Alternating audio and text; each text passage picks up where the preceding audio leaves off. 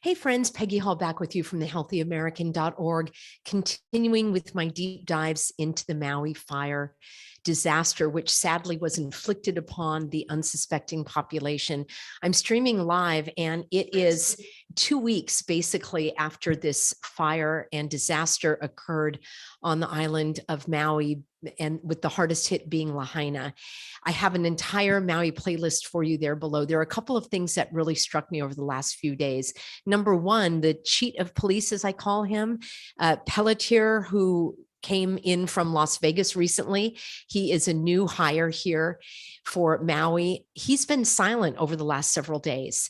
And the Maui fire chief has given his first set of interviews, nearly 10, 11 days after this broke out. Why wasn't he receiving questions and answering them at the press concerts, as I call them? That was very troubling to me. It's almost as if he was given a script and a playbook to study, and then he was able to be trotted out to the TV stations, because all of those interviews happened on the same day, which was yesterday. So I'm going to break down one or two of those for you now. As I say, there are probably 3 or 4, and I am just inundated with material and going through all of the footage. So I probably will have a part 2 of this breakdown. But the bigger picture is that the Maui fire chief, I want to see if you're going to come to the same conclusion that I have. So I have concluded, looking at the information, that number one, he's been coached on what he's saying. All right. Number 2, he is leaving so many questions unanswered. He is being evasive. He's not answering the questions clearly. When the questions say how many firefighters were dispatched, he says, we have all of our resources. Well, how many is that? And when the question is, where were they sent? It's almost as if they watched my video and asked all of the questions that I had put forth. And he just said, well, they had to reset. They were fighting one area and then they had to reset. So these are very vague answers. I don't know whether he doesn't have the answers, whether he didn't understand the questions, or whether he is intentionally trying to mislead people. But I found that these interviews were lacking. I will say that I did hear from a Lahaina resident, a Maui local, who said that he is, as they described it, a local boy, and that she knew him back in the day when they were working in hotels or something. I didn't get all of the details, but I am wondering, and this is what I would like you to look at and let me know your conclusion. I am still wondering whether he was caught up in this, and you'll also find out whether or not he was actually on the island when this happened. How come this didn't make headline news in the beginning? Why wasn't it headline news that the director of the Office of Emergency Services was on Oahu when there was a hurricane warning for Maui? The number one guy in charge of emergency services wasn't even on the island. You can get back from Oahu to Maui like quickly. There are flights leaving frequently, and you get there very short notice. Why didn't he return? And what about the Maui fire chief? Why wasn't he on the island? And the governor of Hawaii was not on any island. And I don't know about the bully Bison, the Maui mayor. I don't know if he was there. I have to still dig a little deeper. I think only the chief of police was there. How come we haven't heard from him for several days? Let's do this. I'm going to go right on over to the first video that I want to share with you. It's just a 3-minute video, and some of you were concerned that I was stopping and starting and giving you my analysis. I thought that's why you tuned in, was you wanted to have my analysis. I'm just going to let it play. I'll speak after it's over. All right, here we go. Let me share my screen.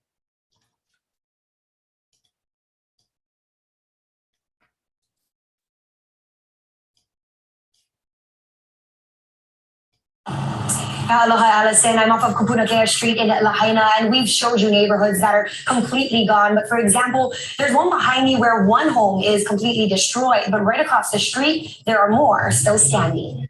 Okay, I do have to interrupt.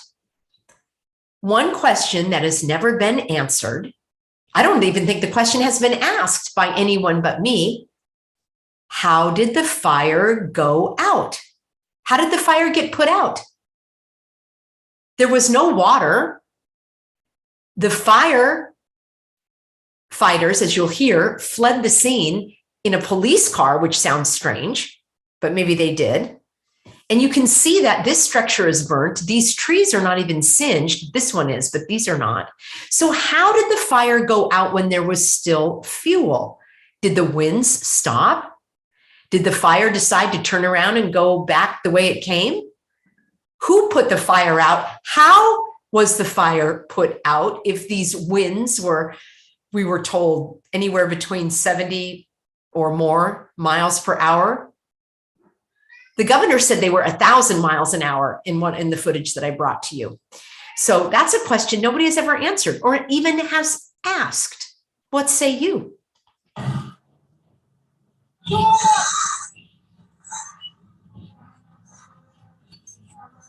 It's difficult to describe how ferocious this fire was in Lahaina on August 8th. Maui Fire Chief Brad Ventura says unless you were there, you will never know. And he wasn't there. I find that very interesting. Here we go. Fire was spotting in the structures over their heads. The way they described it to me was the fire moved so rapidly through the neighborhood that it was moving like a wildfire moving through grass, but it was burning structures. Chief, does that make sense to you that the structures were burning like grass? That doesn't make sense to me. Says many of his firefighters were trapped themselves. He says that no one gets left behind mentality and training is the only reason they made it out alive. The heat and the wind and the blockage of the roads at that time, no, they're heroes for getting out of there. They are incredible individuals for just being able to keep their poise, make the right decisions. Chief, number one in command, wasn't on island that deadly afternoon. He was taking his daughter to college in Colorado, but booked a flight back home as soon as he could. Okay, not sure if you could hear that. The chief was not on island at the time. He was taking his daughter to college in Colorado, but he booked a flight as soon as he could. Now, I also want to mention that this is the first time that I've seen any footage inside the fire truck. And this was not released earlier because I had questions as to where these first responders were. So I have no way to tell you that this is, other than what they're presenting to us. It looks very harrowing. It looks very tense and, life-threatening, obviously. So I don't know who these individuals were. I don't know when this footage was taken. I don't know if this is actually from this very fire. There have been fires previously on Maui. I'm not saying this isn't valid, but I don't have any way of confirming it. But I am, if it is authentic, then I am glad to see that there were at least firefighters on the scene because we've never gotten an answer. We did I did send a request, and I'll put that in my Substack. If you want to subscribe, the link is in the description box below. I'm going to share with you exactly what I wrote to the Maui Department of Fire and the county to get information, and you'll see their response. It's very tough to do with people, especially during such a time of need. Yeah, absolutely. We're a close-knit community. We're a close-knit fire department. Nobody is unaffected by this. And just knowing that my firefighters are hurting is difficult. 2 fire engines are completely destroyed. So this is interesting too. I had never seen this. So apparently they left, if that's what this is. And again, I have no way of disputing it, but if that's the fire truck, it looks like it was left and they did evacuate in another manner. One of the videos said that they left in a police car. So again, this is the first that I've had any evidence of the fire department there on the scene. And 15 firefighters lost their homes. For our community, we hurt with you all the way through it. We have firefighters that grew up in Lahaina. They're multi-generational Lahaina families. Nobody in our department's unaffected. Nobody in our county is unaffected. And it's possible it's the same with the whole state. Chief Ventura wants the people of Lahaina and the world to know that every single firefighter gave it everything they had. All right, let me stop there for just a moment. And I could see the emotion on his face and in his voice. And as I say, I have not really drawn a conclusion yet as to whether he knew anything more than what he was presented with. I do find it very interesting that he wasn't on the island.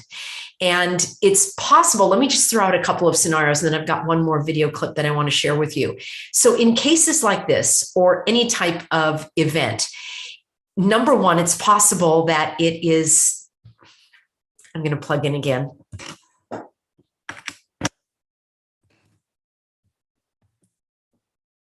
All right. Somebody said that when I use the microphone, it's a little bit muted, but the sound is better because it doesn't get all of the, playback and everything from the empty room here. So here's one thing. The incident could be exactly as it was presented, and there's nothing to question.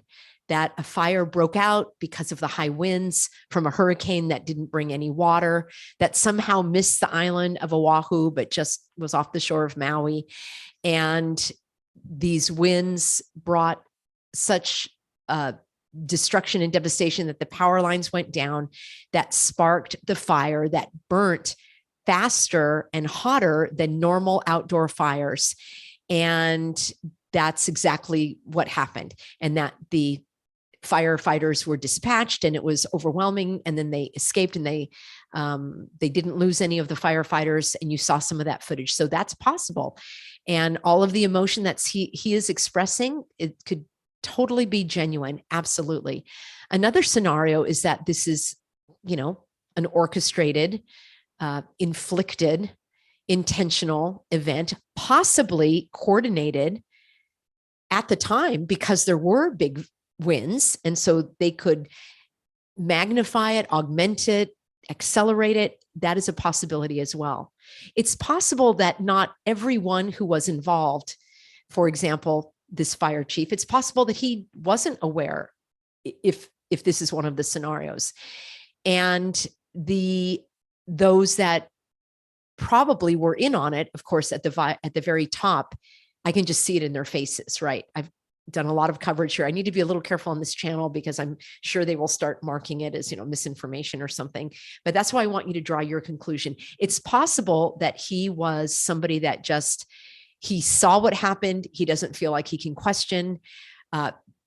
He is feeling genuine emotion, seeing what happened and seeing the destruction and realizing he wasn't there. He couldn't do anything about it. The answer I never got was who was in command. If he wasn't there, who was the commander? Who was the battalion chief? What's his name? Why don't we have an interview with him? Why don't we have an interview with any of the firefighters? These are other questions that I have. None of that adds up. So it's possible that he just got caught in the crossfire, literally, that he wasn't there. He came back to see all of this destruction. He's horrified. And maybe in their own way of managing things, there was the unspoken agreement that he wasn't going to expose anything. I don't know. Ideally, this will all come out at some point. There's another possibility. Some individuals really believe, like Josh Green New Deal, he actually believes or pretends to believe in this Build Back Better, in the United Nations One World Disorder, the WEFers, which for those who don't know, it's called the World Economic Forum, that are pushing this one world government, the oppression of people, having them move out of these beautiful areas into their pack 'em and stack 'em rabbit hutches. And there are those that actually believe that that is a good thing, that they want to save the planet. They believe that there is too much carbon pollution, which is kind of ridiculous. And they, in their own minds, whether brainwashed or manipulated or controlled or just their own evil way, nothing is going to stand in the way for them. They probably believe that these sacrifices and this destruction was needed in order to move ahead with their diabolical plans. And think about that. There are people that are willing to do anything for what they believe in. So I think that is a very strong possibility with those that are at the higher levels. I did a video yesterday that looked really creepy to me of this Green New Deal kind of fawning over the president. And somebody said, Peggy, you don't understand. In Hawaii, we always greet people with hugs and kisses. I understand that. So you're telling me that he hadn't greeted the president previously, that seeing him on the press concert was the first time he was going to greet him? That was weird to me. And tomorrow I'm going to show you some other really creepy footage of how this Josh Green New Deal was touching and fawning over Jill Biden. Many of you wasn't sure that was her, but it was very, very creepy behavior. So I can't figure out these diabolical serpents. I really can't. This fire chief Ventura, I haven't really drawn a conclusion yet. I can't wait to hear what you have to say, because on the one hand, he does appear genuinely distressed by what went on. And there might be a part of him knowing what's going on, like the train is barreling through and he's not able to stop it. Maybe he will be a whistleblower. I don't know. I'm going to share with you another video. And I thought it was astonishing that it took 2 weeks, basically 2 weeks, to find out that the fire chief was not even on the island. How is that not headline news? All right, here's what I want to show you. This is not an interview with him, but this is a footage that is really strange, trying to present another side of the firefighters. And again, I'm not saying this isn't authentic, but I think it's interesting that they're trotting it out here. Let me do this. Here we go.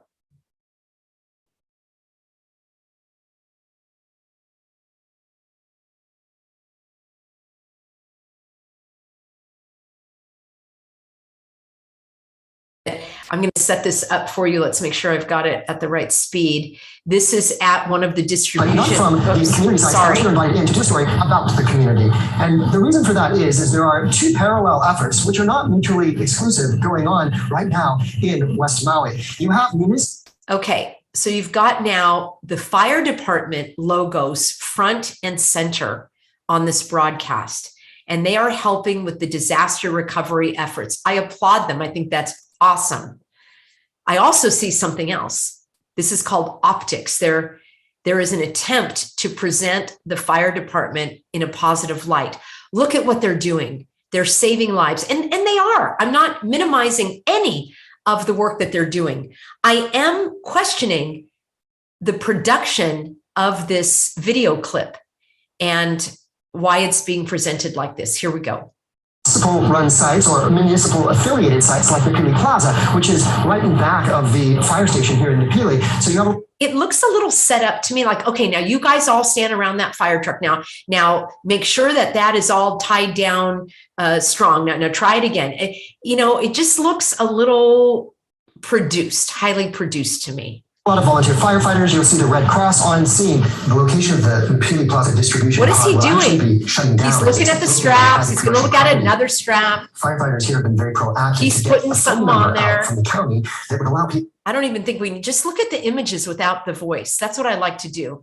I like to look at the images without the voice. I also don't see any people there getting help. All I see are the media and the firefighters. So look at this. He picks up the strap, he puts it down. And again, I don't fault the firemen. It's probably the news producer saying, all right, put a bag up on the truck. Let's see you guys, what you're doing. Let's look at this again. This is what I recommend, watching without the sound. All right. He takes the strap, he puts it down. Let me take another strap. Okay, let me put a bag. I'll wrap up this bag. What's in the bags? That guy's still working with the straps. Okay, there's a missing persons. The other thing is when they do the footage, they make it all look wobbly, like it's some kind of, urgent thing. But I don't see the people walking around that need the help. That's good. Hopefully they've all gotten help. He's still working on the straps. Put that image up there, missing persons. And here's the firemen. Yeah, there we go, fire again. Make sure you see all of the fire badges. Keep that going, missing persons. Let's traumatize people. Okay, I don't even want to show that footage. So I don't know. What do you think? I thought that was a little bit strange as well. couple more interviews with the fire chief, but I'm going to bring those to you in a part 2 because this video is getting a little long and I want to make sure that I have the exact right part of the video queued up so that you can hear for himself when he doesn't answer the questions. And then I'm going to do a video for you when these characters think that the cameras are off. All right. I have some stuff before they thought the cameras were rolling, and I have some stuff after they thought the cameras had stopped rolling. And it's a little bit troubling to me. So I'll bring that for you tomorrow. I also want to, there's so much I want to bring you. I am personally a little fatigued. I've been doing nonstop research on this, and I've got lists and lists and lists of videos that I want to bring to you. And one of those is that, yeah, I'm going to bring this one to you when the cameras aren't rolling. And then I want to bring to you this housing emergency that the governor declared 7 days prior to the fire. I thought that I had mentioned that in one of the previous videos because when I was doing my research, it came up right away. And when you declare an emergency, and there wasn't an emergency, but he declared one anyway, he can suspend all of the laws, especially regarding the ancestral lands. And so that's something that I will break down for you in a separate standalone video. And I really appreciate all of you for sending me your support, your comments. I have to say, in the video that I did about the resident in chief that came to Maui, right?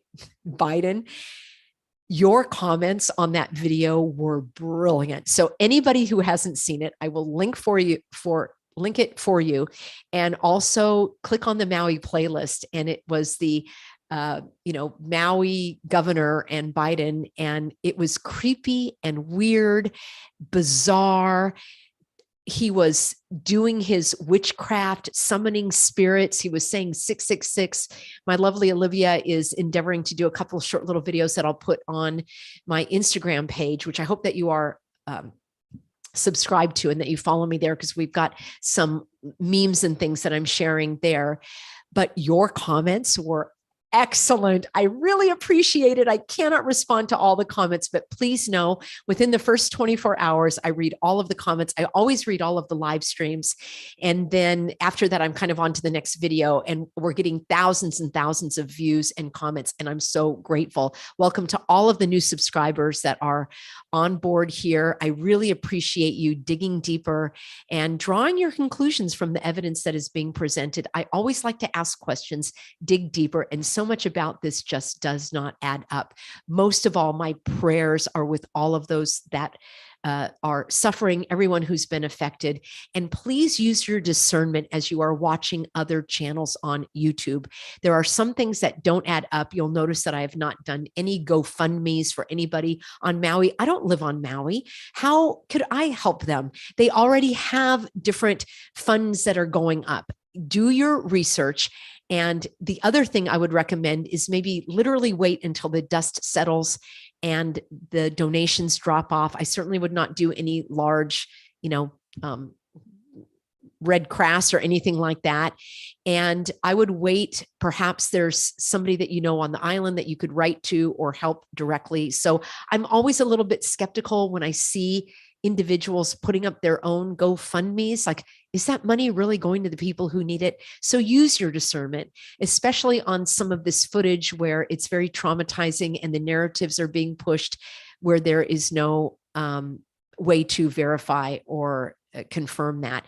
I did a video yesterday, oh my gosh, or maybe the day before, about yesterday was what can you do? So how to keep your wits about you. And then on my second channel, which is Living Swell, I've got encouraging videos about how to get through the grief. So please share those with somebody you know that is hurting, because we definitely want to support people in this time of need. Thank you, everybody. I really appreciate you. And I look forward to seeing you tomorrow.